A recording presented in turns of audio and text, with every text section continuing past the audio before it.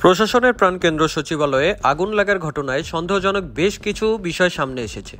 আগুনে ক্ষতিগ্রস্ত 7 নম্বর ভবনের 6ষ্ঠ থেকে 9ম তলায় সাদা পাউডার পাওয়া গেছে। করিডোরের মধ্যে কিভাবে সাদা পাউডার এলো সে প্রশ্ন উঠেছে। এটি কি দাহ্য নাকি চুন তা খতিয়ে দেখতে সিআইডির ফরেনসিক ল্যাব ও বাংলাদেশ প্রকৌশল ল্যাবে পাঠানো হয়েছে। মন্ত্রী পরিষদ বিভাগ গঠিত 8 সদস্যের তদন্ত কমিটির দ্বিতীয় বৈঠকে শনিবার একাধিক সদস্য ক্ষতিগ্রস্ত ভবনে পাওয়া সাদা পাউডার নিয়ে প্রশ্ন তুলেন। দুটি প্রতিষ্ঠানে পরীক্ষার প্রতিবেদন আজ রবিবার পাওয়া যাবে বলে সভায় জানানো হয়।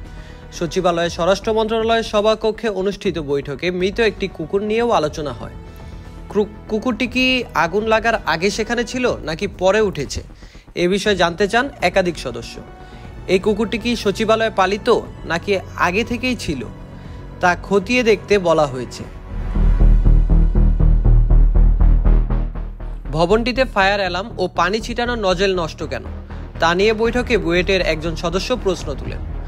স্বরাষ্ট্র মন্ত্রণালয়ের সূত্র বলছে, ক্ষতিগ্রস্ত ভবন থেকে সাদা পাউডারের নমুনা সংগ্রহ করে শনিবার তা বুয়েট ল্যাবে পাঠানো হয়েছে। একই সঙ্গে মৃত কুকুরের নমুনা নিয়ে তদন্তের সিদ্ধান্ত হয়।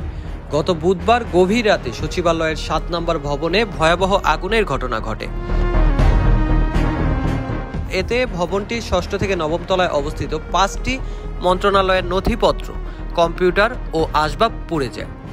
আগুন লাগার কারণ ও উৎস অনুসন্ধানে মন্ত্রিপরিষদ বিভাগ বৃহস্পতিবার রাতে 8 সদস্যের তদন্ত কমিটি গঠন করে। তদন্ত কমিটির আহ্বায়ক করা হয় স্বরাষ্ট্র মন্ত্রণালয়ের সিনিয়র সচিব ওসমান গনিকে। কমিটি গঠনের পর 10 কার্যদিবসের মধ্যে চূড়ান্ত প্রতিবেদন জমা দেওয়ার কথা রয়েছে। শনিবার বৈঠকের বিষয়ে তদন্ত কমিটির কোনো সদস্য আনুষ্ঠানিকভাবে কিছু বলতে রাজি হননি। তবে বৈঠক সূত্র জানিয়েছে, আগুন লাগার সময়কে অর্থাৎ রাত 1:45 বিশেষ আমলে নিয়েছে তদন্ত কমিটি। রাতের বেলায় সচিবালয়ের নিরাপত্তার দায়িত্বে থাকা পুলিশ, ফায়ার সার্ভিস, গণপূর্ত অধিদপ্তরের কয়েকজনকে জিজ্ঞাসাবাদ করা হয়েছে।